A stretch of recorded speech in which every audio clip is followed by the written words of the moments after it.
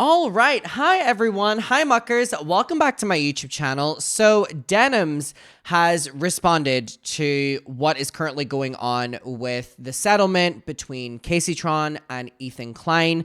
And I am just now seeing it, and I want to go through it with you guys for the first time. I want to read through it. I want to gather my thoughts. This is just so messed up. And I think specifically the moment in Kaceytron's obviously previously agreed, apology, what she would say when it says about all the money raised in my fundraiser will no longer be going to Frogan and Denims in their legal battle against Ethan Klein, or should I say the battle Ethan Klein is doing towards them because they didn't ask for this, and Ethan Klein is doing this, and in my opinion, just so frivolously and targeted. And I've been saying that since day one.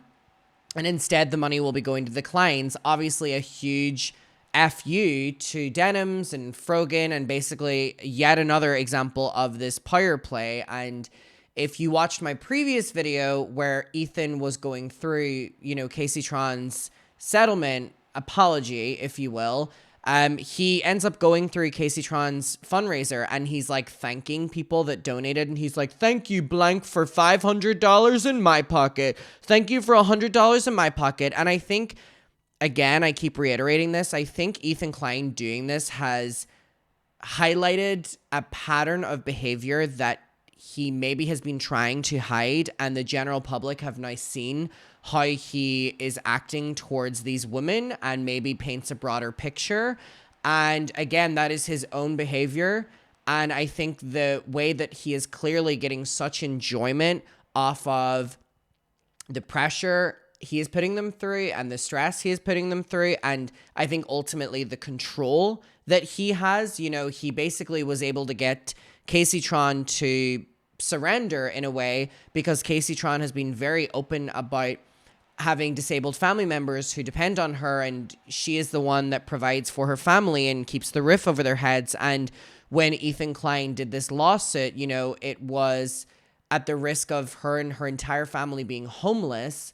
And I just think the fact that he then sits and watches the apology, which was court, appointed basically, and something that he clearly had involvement beforehand, because on his stream, before he knew that the public hadn't even seen it yet, he's like directly saying how, good it is, and, just wait until we get to this part of it and stuff. And then Dan's like, oh, it comes out in 30 seconds. And he's like, oh, the public haven't seen it yet. And then he's like, well, obviously I've seen it. And he just like blows the cover that obviously this was something that he probably had more involvement in than he wants to let known, because he keeps reiterating, these were her words from the heart, and these are so great and stuff. And it's just really gross, and it's really disgusting. And I am trying to do my best to keep up with the coverage of what is going on, truthfully, with people's reactions and takes, and specifically the key players in this, like Frogan and Denims, etc., because I think it's important that people are aware of currently what Ethan is doing. And a lot of people are just very disturbed at what is going on. And I'm seeing people specifically on Twitter that are talking about Ethan that have never spoken about Ethan before, and they are disturbed. And I'm seeing a lot of people in the YouTube community like come together in a way that I haven't seen in a long time, basically being like, this is fucked up. Like, this is fucked up. He should not be like getting off the way he is with happiness with these situations. Like, you have to, you fundamentally, there has to be something really fucked up with you. Like, you how do you enjoy seeing people in these states? In my opinion, it's weird as fuck. It's weird as fuck. Now, the energy for this is obviously a lot lower, and I love doing my nomination bit with high energy. It does feel a little bit inappropriate. However, I've been doing it in every video, I do just want to say that if you're not subscribed to my YouTube channel and you're looking at that button right now and it is not subscribed, please consider. We are getting so close to even 490,000. So please consider subscribing to my YouTube channel. I post every single day, multiple times a day, and I would really appreciate. So if you're looking at that button and it's not subscribed, please consider. I would really appreciate it. And also my Patreon is still 30% off using the code YouTubeMucker. You will immediately get access to me reacting to Shane Dawson's movie, me reacting to the Ruby Frankie documentary, me reacting to Trisha's Broadway show, me reacting to Escape the Night Season 1, 2, and 3. We're currently doing 4, and also Beast Games Season 1. So let's get into Denims' statement. This apology, which I can only assume was somehow forced to extract a settlement, was painful to listen to. It is absurd and ironic that Ethan accuses Hassan of being a puppeteer while LARPing as a comic book villain in this way. While it is unfortunate that Ethan appears to have been able to exert control over her in this way, I'm happy for Kaceytron that she was given the opportunity to minimize the harm to her family, avoid the risk of losing her home, and move on from the Ethan lawsuit. And again, Denims didn't have to have this response because ultimately what it looks like is that people want these people to turn on each other. And I think we all know who. And you know, I think the fact that Denims is, you know, extending the grace of, I understand why Kaceytron would accept a settlement and do this, you know, for the sake of her family. And I think speaks very highly of Denims. I want to make several things clear. My trial is 10/26/26, and I look forward to beating Ethan in court. So Denims is wanting to go full throttle forward with this, and I know I am supporting her and rooting for her. While Casey and likely Frogan have caved to Ethan Klein. This is interesting because we haven't heard anything about Frogan, so I don't know if this is implying something behind the scenes has happened, but we have from Denims, and again, keep in mind it was Kaceytron, Frogan, and Denims, while Casey and likely Frogan, again, this is news to us, have caved to Ethan Klein, which is a decision I doubt they made lightly. Settling like this is not an option for me. It is not an option for me because it would set a precedent that endangers the financial security of any streamer that creates reaction content. And I completely agree, the same way that Ethan Klein fought for the lawsuit against that guy years and years ago for fair use. And isn't it crazy that once Ethan Klein was getting wrongfully sued and the entire YouTube community rallied behind him, Philip DeFranco, all the rest are doing huge GoFundMes for him, and then now in 2025, nearly 2026, Ethan Klein has become the evil. Like he set out to become, or he became what he set out to destroy. And the fact he's gloating about, thank you for donating to Kaceytron's fundraiser, that's now my money, blah, blah, blah, blah, blah, whatever. And there was a time when YouTubers were doing GoFundMes to support him when he was being wrongfully sued.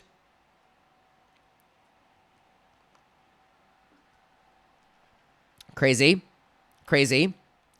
If you create content that involves commenting on videos on Twitch or enjoying, you know, consuming the reaction content, you should be on my side, and I completely agree. If you don't believe me, please read ahead and let me convince you.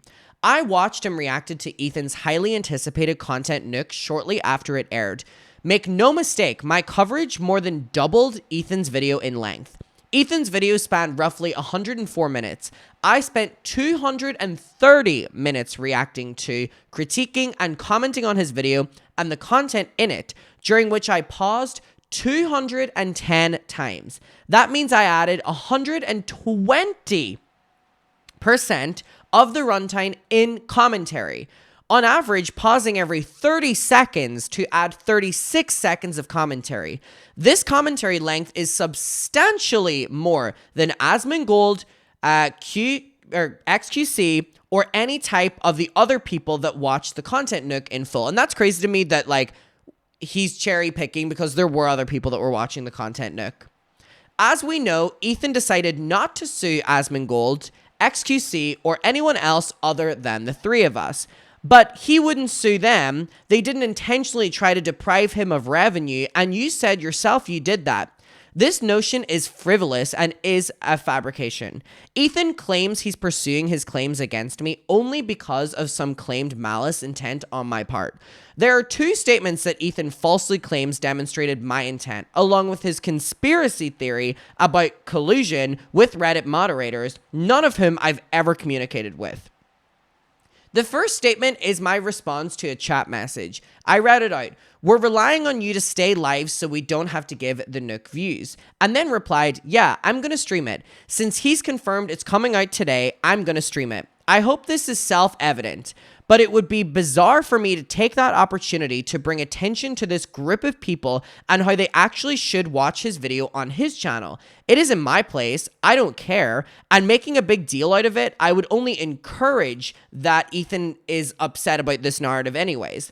I merely acknowledged that I was going to react to it and moved on. Drawing a broader narrative based on a chat message I did not write is delusional.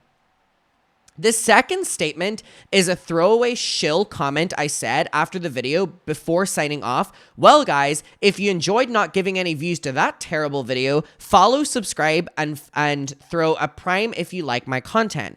As an aside, this statement is factual. Almost certainly, if someone watched my coverage, they had no interest in watching Ethan's video without the addition of critical commentary.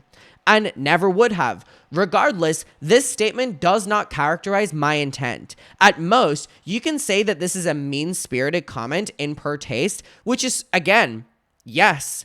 And Ethan Klein is going to be the one to dictate about mean-spirited comments. He literally, in responding to Kaceytron's court-appointed apology, goes, you know, I could call her a bitch, but I won't. Let's talk about mean-spirited commentary.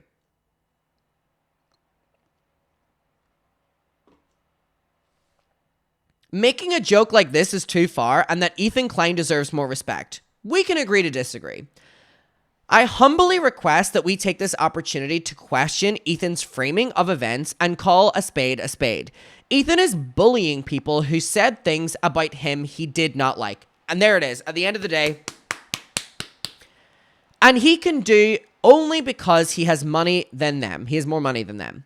In doing so, at least in his lawsuit against me, he's setting a dangerous precedent for the corner of the internet. And my hope is that others in our community with resources like Ethan do not follow in his small footsteps. Please donate to my legal fund. Every penny donated has gone exclusively to court costs and fees. By the way, will be linked down below as well. And will go nowhere else. As stated earlier, my trial is 10/26/26, and I look forward to beating Ethan in court, ideally with your assistance. Thank you for your attention on this matter. And again, here is the GoFundMe for Denims, and it will be linked down below. Ethan Klein is suing me for reacting to his. This fundraiser is to cover any and all legal costs. And again, this will be linked down below. This will be linked down below.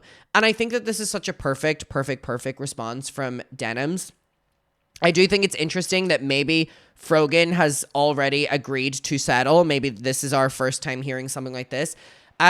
Denims is fighting the good fight, which is fighting for the protection to be able to continue making the content that reaction commentators, to a degree what we do as well, do. And at a certain stage a couple years ago, Ethan motherfucking Klein was fighting for that as well. Not anymore though. You know why? Because now that same community that he was once a part of fighting for are same community that call him out on his bullshit, and he thinks that he has enough power and money to silence anyone who does that. And that's where we're at. And you know what? A bravo to Denims wanting to take this to court and wanting to fight this out. And again, her GoFundMe will be linked down below. I will be donating. If you're able to donate or you're able to share it, share it. Because it looks like at this stage, Denims is the only one that is going to be able to go forward with this fight. And it is a good fight. It is a good fight. It's an unnecessary fight, but it's a good fight. And I'm not shaming anyone for doing a settlement. We are not in their position, and we have heard their reasonings, and that is their life. They shouldn't have been put in this position in the first place. However, I bravo to Denims, and I will be rooting for Denims, and I will be updating you. And again, GoFundMe is down below. Let's all go support Denims, even if it is just sharing. Go follow Denims, all the rest. And we will leave it there. But there we have Denims talking about this, and yeah, I'm rooting for Denims even a 1,000 times more now that I know that Denims is probably fighting this fight on her own, but she's really not. She's not fighting it on her own because she has everyone behind her.